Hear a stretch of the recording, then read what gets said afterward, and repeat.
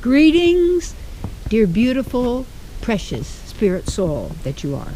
Even you're not those words and not those letters. You're not the accomplishments. You're not the degrees. You're not the names somebody called you or said. You're not all those statements. None of it. None of it. Anything learned like that, that's not you. Take a nice deep breath. My topic is to transcend hypnotic suggestion. See, before you can let go of the hypnotic suggestion, you have to know that you've been subject to a hypnotic suggestion. And you know, all those years that people had electrodes connect to humans' brains, trying to figure out how they operate, how they work. Why is everybody doing that? Why do they want to know all this kind of stuff? You know, what they like, what they don't like, how you can work it. But see, that which it can never be monitored is the divine, the spiritual, who you really are. And one of the things that the Vedas teach, which I like, because they give so much more an expanded awareness of possibilities and who we are, and is that 10,000 of us can fit on the end of a piece of hair. That's tiny, which meaning, and we're brighter than 10,000 suns. And so that means that our emanation is far more magnificent than a particular solar system. And so when you have groups of us, and all of us together, and with the brightness of that, the generating of the electricity, the energy of this particular reality that we are agreeing to and have been participating in. Now, in order to transcend a hypnotic suggestion, we have to notice how that operates. And one of the ways is by commands. And the command can be so strong, especially if that person is called an authority. An author is someone who is maybe writing your script for the book of your life. Yes, I fell forward on that one. That's how the body does talk, you know, expressing. And then we give them that power by saying they know more than I do, and so I'm going to do what they tell me to do, and then I'm going to block out what anybody else says or anybody else thinks. I'm not going to look there. No, I'm not going to look there because I've already been told that's this and that. One of the things I've always done is I research, because I'm a spiritual sleuth, the teachings that others say don't even look at.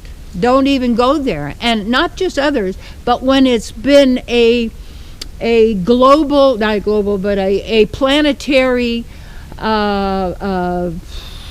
agreed upon concept or issue or situation of any kind, and everybody agrees that you can't do this and don't look there, because what was it, Voltaire, the philosopher, said, if you want to know who controls you, it's who you cannot criticize. That means you can't find fault. You can't say what they're doing because they're hiding something.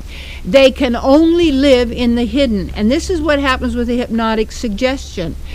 It can only work on someone who is not aware that they have been given a hypnotic suggestion and that they're following it. And how we know is you could tell by how you react to people and situations and things, what you're believing in the mind, what you're not looking at, what you're blocking in a sense, what you're using to determine your choices in every single moment. And in every single moment now, that's where your power is now. It's not in the past and it's not in the future. And or even in the present, because that's all just the game called age and time, the illusion that is going on, because time and space are all they're concepts. And we're the conceptors, you see, but we're conceiving. Actually, we're not conceiving. We're hearing the conceptions that are being broadcast that are creating then the reality. And so what we want to notice is when we're under a hypnotic suggestion, it's in a sense an implant, because it's a command that then the person interprets as this is true with me. And there'll be things like, this is going to happen. This is inevitable. And this is now, and this is going to be there with this, and then all these commands, and we go, oh, this is happening to me, this is what's going to be, this is the way it is, and then everybody's agreeing, and then to not agree means you're not normal. You're strange, you're weird, because don't you know, everybody knows this. If everybody knows it, you know it's not true. That's the key.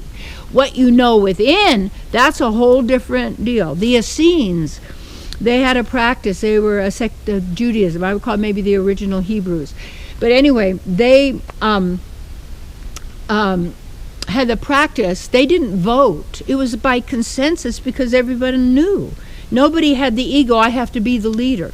Nobody had the false ego, I have to do this and that, or attached to it, because there was no greater value put on anyone else for whatever job they did. Because the key was you were doing your job for the divine, for the welfare of all, the animals and the people and the earth and all of this.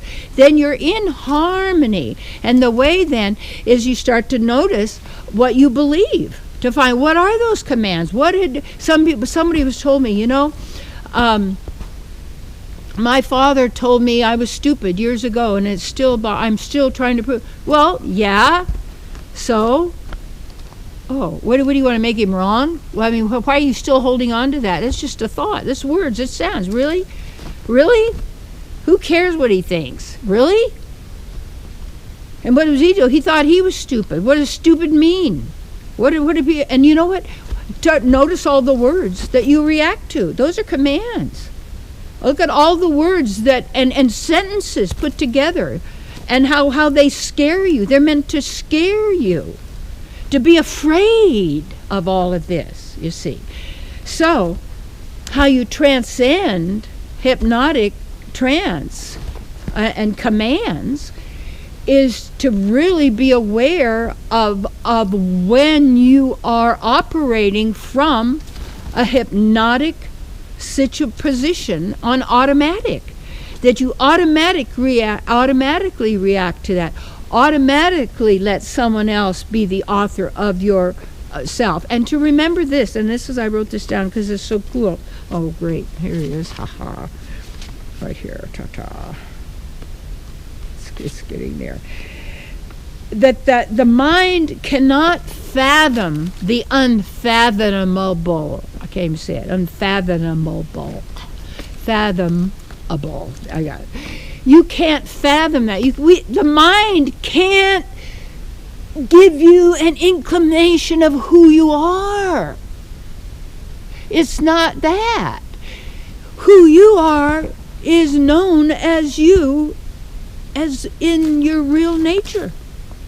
And to do that, you have to give yourself the opportunity to be probably in nature and alone.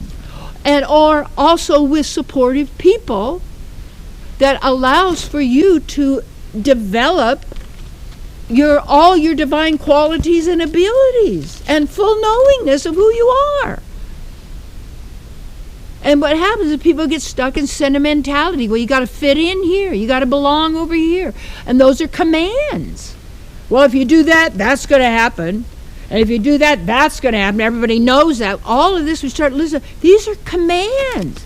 These are hypnotic suggestions that people accept. Just, well, that's it. The case closed. That's the way it is. And you can't talk about it anymore because we made a law about that. Why? Because we're hiding something from you. Now, the key is you're hiding from yourself. And a hypnotic trance comes from giving someone else the power to dictate to you what's true and what's false, what's there and not there, how to react and how to act, how to be. And that could be, who are the people in your life? What are the situations going on? And it becomes repetitive. The commands are there, and they can be very deep. That the moment you start to do what you want and feel happy, you'll remember that you're going to lose it all and it's not yours and all the people are going to hate you. Right away. right away. So you watch and you notice what that mind is doing, you see. And what you want to do is realize that who you are is unfathomable to the mind, you see. And your key is to be you to the full. Yes. That's your only job. It's a great one.